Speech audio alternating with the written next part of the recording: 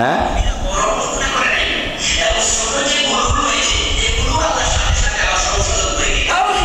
জোরে কোন নাউজুবিল্লাহ। অর্থাৎ তার বক্তব্যের ভিতরে এটাই বুঝাইতেছে নবীদের গুনাহ ছিল কিন্তু আল্লাহ মাফ করে দিয়েছে। নাউজুবিল্লাহ বুঝতে না?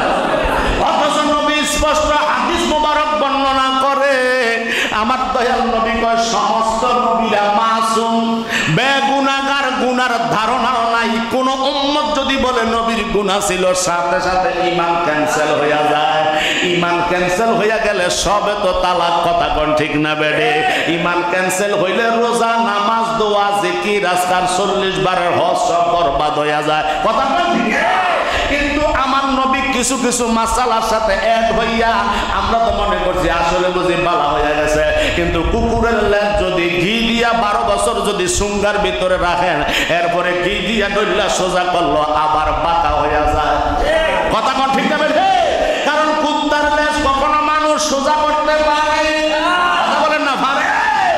আমার নবীর উপরে যারা তুহমত দিবে, নবীর শানে আজমতের সাথে যারা বেয়াদবি করবে, তাদেরকে আমরা পায়ের জুতা বানায় নিব, জোরে কোন কথা ঠিক না বেঠে? কিন্তু আর যদি বাজারের একজন সুইপার হয়, একজন দিন মজুরি হয়, রিক্সাওয়ালা হয়, সিএনজি চালক হয়, ঘরে ভাত নাই, দিন আনে দিন খায়, কিন্তু তার মুখে তার অন্তরে যদি আমার নবীর প্রেম ভালোবাসা থাকে, আমরা তাকে আমাদের মাথার তাজ বানাইতে দ্বিধাবোধ করব না, ঠিক কিনা? কিন্তু গুস্তাখে রাসূল, গুস্তাখে আউলিয়া কখনো আল্লাহর রহমত পাইতে পারে না। এই বেয়াদব গুলা থেকে আল্লাহ রব্বুল আলামিন যেন আমাদের সকলের ঈমান এবং আকীদাকে ঠিক রাখে, সকলে বলুন আমিন। গভীর মনোযোগ। ওয়ান আবি বাকরাতান ক্বালা ক্বালা রাসূলুল্লাহ সাল্লাল্লাহু তাআলা আলাইহি ওয়াসাল্লাম কুল্লু যুনুবিন ইয়াগফিরুল্লাহু মিনহা মা শাআল্লাহ ইল্লা উকুকাল ওয়ালিদাইনি ফা ইন্নাহু লিউআজ্জিলা লিসাহিবিহি ফিল হায়াতি ক্বাবলাল মামাতি রাওয়াহুল বাইহাকি। জোরে কোন সুবহানাল্লাহ।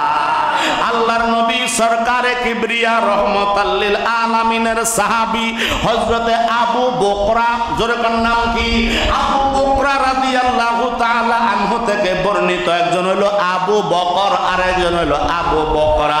আমার নবীর সাহাবী বর্ণনা করতেছে, আমার নবী ইরশাদ করে দিয়েছেন, উম্মতের দল শোনো, তোমাদের সমস্ত গুনাহ রব্বুল আলামিন অপরাধগুলি মাফ করে দিবে, তবে একটা শর্ত আছে, যদি মা বাবার সাথে বেয়াদবি না করো। যদি তোমার মা বাবার সাথে বেয়াদবি থাকে, ওই গুনাহ আমার আল্লাহ মাফ করে না। ইল্লা উকুকিল ওয়ালিদাইনি ফা ইন্নাহু লিউআজ্জিলু লিসাহিবিহি ফিল হায়াতি ক্বাবলাল মামাতি। মৃত্যু পর্যন্ত তোমাদের এই গুনাহ আল্লাহ মাফ করবে না। আল্লাহ ছোট বড় অনেকগুলাই মাফ করে দিবে, এটা আল্লাহ পাকের ইচ্ছা।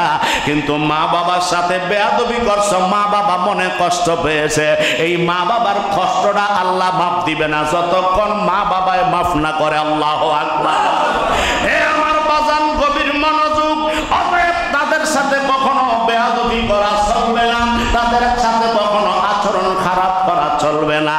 আল্লাহ যেহেতু বলেছে ইহসান ওয়া বিল ওয়ালিদাইনি ইহসানান, তাদের সাথে নরম নরম ব্যবহার চলবে, ইহসানের সাথে মহব্বতের ভাষা চলবে। জোরে কোন সুবহানাল্লাহ। ওয়ান ইবনে আব্বাস রাদিয়াল্লাহু তাআলা আনহু قال قال رسول الله صلى الله تعالى عليه وسلم ما من والد بار ينظر الى والديه نظرة رحمة الا كتب الله له بكل نظرة حجة مبرورة। জোরে কোন সুবহানাল্লাহ। আল্লাহর নবী কয়, উম্মতের দল শোনো, মা বাবা এমন জিনিস, মা বাবার দিকে যদি তুমি মায়ার নজরে, মহাব্বতের নজরে যদি একবার তাকাও, আল্লাহর কসম রে, আল্লাহ কবুলিয়াত হাজার সওয়াব তোমারে দান কইরা দেয়। আর জোরে কোন সুবহানাল্লাহ। মা বাবার সাথে যদি মহাব্বতের দৃষ্টিতে একবার নজর করো, আল্লাহ রব্বুল আলামিন তোমারে কবুলিয়াত হজের সওয়াব দান করবে। অন্য হাদিসে মোবারকার মধ্যে এসেছে, একবার তাকাইলে একটা হজের সওয়াব, দ্বিতীয়বার তাকাইলে 2টা হজের সওয়াব, তৃতীয়বার তাকাইলে 3টা হজের সওয়াব। এই হাদিসের মধ্যে আছে, যদি তাকাও নির্দিষ্ট করে নাই, শেষ অংশে নির্দিষ্ট করছে, ক্বালু ওয়া ইন নাযারা কুল্লি ইয়াউমিন মিআতা মাররাতিন। সাহাবীরা প্রশ্ন করলো, ইয়া রাসূলুল্লাহ রাসূলুল্লাহ ইয়া হাবিবাল্লাহ নবী গো কেউ যদি 100 বার তাকায় সুবহানাল্লাহ আমার নবী বর্ণনা করলো মা বাবার দিকে মোহাব্বতের নজরে আন্তরিকতার সাথে যদি কেউ তাকাও আল্লাহ কবুলিয়াত হাজার সওয়াব তোমার আমলনামায় দান করে দিব সাহাবীরা কয় নবী গো কেউ যদি 100 বার তাকায় আমার নবী বলতেছে বলা নাম হা আমার নবী বলে দিল আল্লাহু আকবার ওয়া আতিয়াবু হে আমার আল্লাহর বান্দা নবীর উম্মতেরা শোনো আল্লাহ ক্ষমাশীল দয়াবান আল্লাহ 100টা কবুলিয়াত হাজার সওয়াব আমলনামায় দান করে দিবে আমার আল্লাহ হলো রহমান আল্লাহ হলো রাহিম এই জন্য আল্লাহ ক্ষমাশীল দয়াবান জোরে কোন সুবহানাল্লাহ ওয়ান জাবির ইবনে আব্দুল্লাহ আন্না রাসূলান ক্বালা ইয়া রাসূলুল্লাহ ইন্না লি মালান ওয়া ওয়ালাদান ওয়া ইন্না আবি ইউরিদু আইয়াস্তাহা মালিন ফাকালা আনতা ওয়া মালিকু লি আবিকা রাওয়াহু ইবনে মাজাহ জোরে কোন আল্লাহু আকবার আল্লাহর নবীর সাহাবী বর্ণনা করে আমার নবীজির দরবারে একজন লোক আসলো সুবহানাল্লাহ কোন হযরত জাবের ইবনে আব্দুল্লাহ রাদিয়াল্লাহু তাআলা আনহু থেকে হাদিস খানা বর্ণিত তিনি বলেন নবীজির দরবারে একজন লোক আইসা জিজ্ঞাসা করলো ইয়া রাসূলুল্লাহ ইয়া হাবিবাল্লাহ নিশ্চয়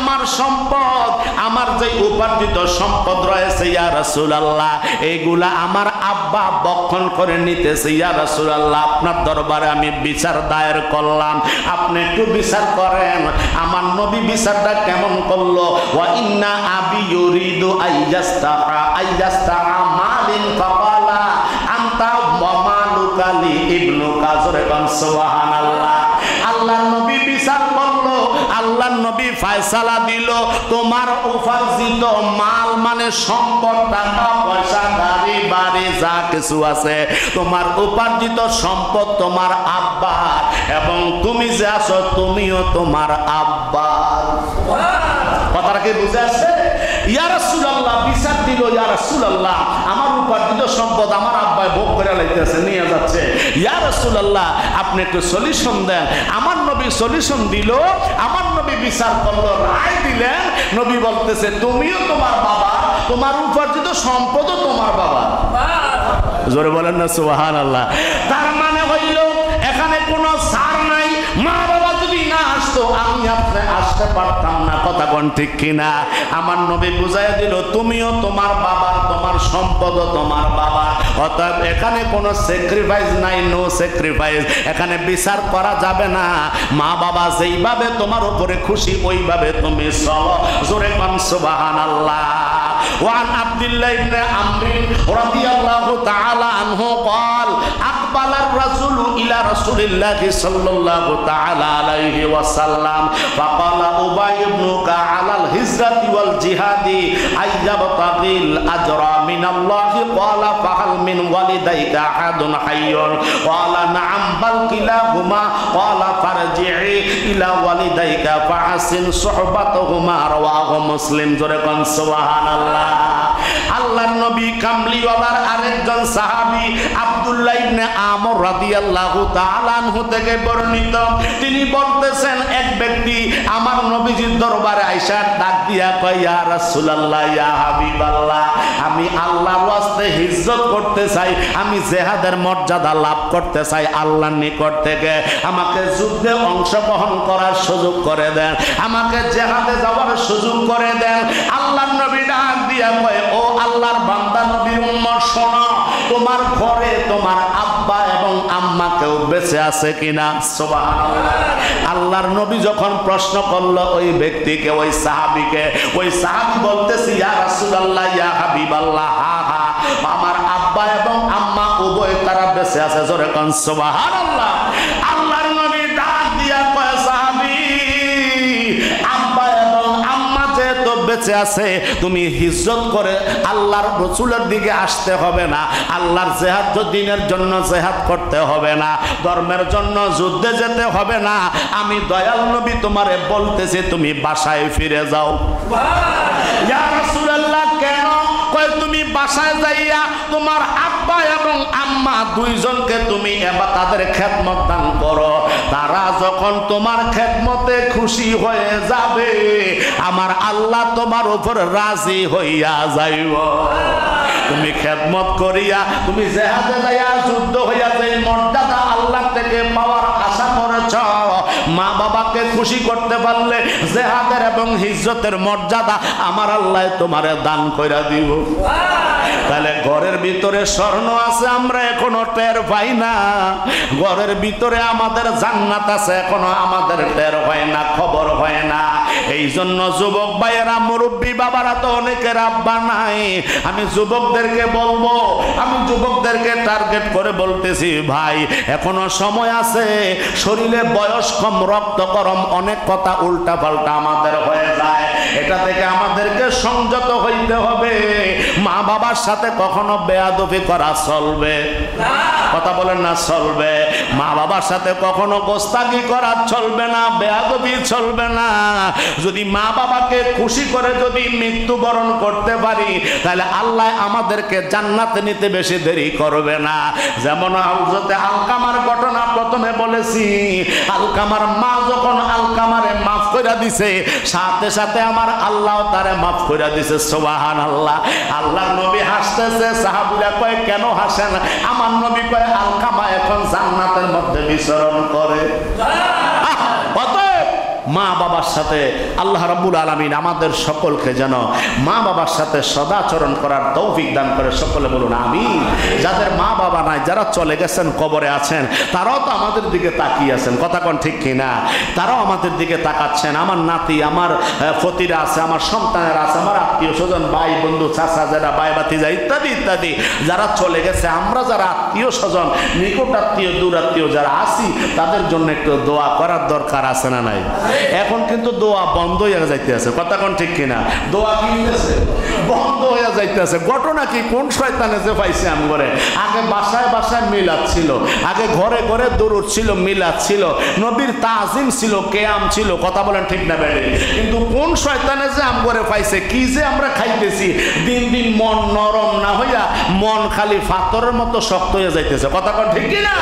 নবীর ভালোবাসা, নবীর মহব্বত অন্তর থেকে উঠে যাচ্ছে। এই অন্তরে নবীর মহব্বত, ভালোবাসার জায়গা দিতে হবে, কথা বলেন ঠিক কিনা?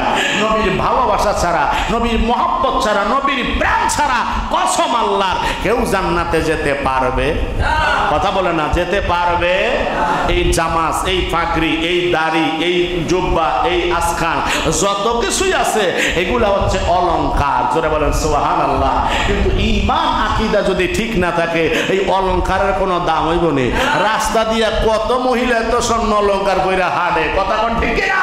কিন্তু আমরা কি বলতে পারবো এটা আমার বউ কত সুন্দর সাজাইছিও? বলতে পারবেন কেউ? বলা যাবে না। যতক্ষণ তার সাথে নবীর সুন্নতের বন্ধনে আবদ্ধ হবেন, এইবার বললে ওটা কাজে লাগবে, কথা বলে ঠিক কিনা? অতএব আল্লাহ রাব্বুল আলামিনের দিকে তাকাইয়া আল্লাহ রাসূলের পাকের মহব্বত আল্লাহ যেন অন্তরে জারি করে দেয়। সকলে বলুন আমিন। আগে তো দেখতাম যে কথা দাঁড়িয়ে গেছে, কথায় কথা টানে, গান টানলে মাথা আসে, কথা আছে না? আগে যদি শুক্রবারে কিন্তু আর না হইলো মনে করে যে এমনি তো ইমাম সাহেব হুজুররা আছেই, মিলাদ কিয়ামের ব্যবস্থা প্রত্যেকের ঘরে রাখবেন। কেন জানেন? কারণ এটা পড়লে, দুরূদ শরীফ পড়লে, মিলাদ শরীফ পড়লে হাদিসে মুবারকার মধ্যে আছে এবং মশহুর আউলিয়া কেরামগণ যুগ যুগ ধরে বলে গিয়েছেন, যেইখানে নবীর মিলাদ হয়, যেই ঘরে নবীর দুরূদ পড়া হয়, যেই ঘরে কোরআন তেলাওয়াত, এখন তো কোরআন তেলাওয়াত বন্ধই আমগো, কথা কোন ঠিক কিনা? যারা কোরআন শরীফ পড়তে পেরেছেন, আপনাদেরকে অনুরোধ করবো যুবক ভাইরা, মুরব্বী বাবারা, অনেক দেখা যায় অনেক সময় আমরা কোরআন শরীফটা একটু ধৈর্য হচ্ছে না। রমজান যে গেছে, খতম তো দূরের কথা, রমজান যে গেছে এরপরে আর কোরআনের তেলাওয়াত বন্ধ। আরে মুখাস্ত যে দূর পারেন না, না পড়তে পারলো, মুখাস্ত যে দূর যেখানে আছে, ফজরের নামাজের পরে এখানে বসে একটু তেলাওয়াত করেন না, বাসায় পড়লে বাসায় একটু তেলাওয়াত করেন না, 2 আয়াত হোক, 5 আয়াত হোক, 10 আয়াত হোক, একটা পৃষ্ঠা হোক, যে যতটুকু পারেন একটু পড়ার চেষ্টা করবেন। কারণ আল্লাহর রহমত পেতে হলে, আল্লাহর দরবারে নাজাত পেতে হলে আল্লাহর কোরআন, নবীর সুন্নাহ মোতাবেক আমাদেরকে জীবন গড়তে হবে, কথা বলেন ঠিক কিনা? আল্লাহ আমাদের কবুল করুক, আমিন কোন? আরো জোরে বলেন আমিন। যেটা কইতাম লছিলাম মোহর আগার মধ্যে আইয়া রয়েছে, আবার আইয়া বলছে। আগে শুক্রবারে কিন্তু যেই করে খাবার ছিল আমার, খাওয়াইতেন যে আল্লাহ তো ব্যবস্থা করছে, কথা কোন ঠিক কিনা? ওই করে একটা মিলাদের ব্যবস্থা ছিল, 5 জন হইতো, 3 জন হইতো, সমস্যা কি? একটু মিলাদের আয়োজন হইতো, একটু দোয়া হইতো, এটা কি খারাপের কাজ? এখন মনে হয় এটাও বন্ধ হয়ে গেছে। কি গো, এটা বন্ধ হয়ে যাইতেছে। না না, এটা বন্ধ করবেন না। আরে ভাই আপনি হাদিয়া দেন না দেন, এটা গোষ্ঠী গিলেন হাদিয়া, একটু দোয়ার ব্যবস্থা করেন। 3 জনের খানা দিয়া 5 জন খাইতে পারে না? কথা বলে না, পারে না? 10 জনের খাবার ব্যবস্থাপনা যেই করতে হয়, ওই 10 জনের খানা দিয়া 12 জন 15 জন এমনি খাওয়ানো যায়। কথা কোন ঠিক কিনা? কারণ ওখানে আল্লাহর রহমত নাজিল হয়। আল্লাহ আমাদেরকে বুঝার, আমল করার সহি বুঝ দান করুক। সকলে বলুন আমিন। ওমা তৌফিক ইল্লা বিল্লাহ। ওয়াসসালামু আলাইকুম ওয়া রাহমাতুল্লাহি ওয়া বারাকাতুহু। যারা পড়ে এসেছেন 4 রাকাত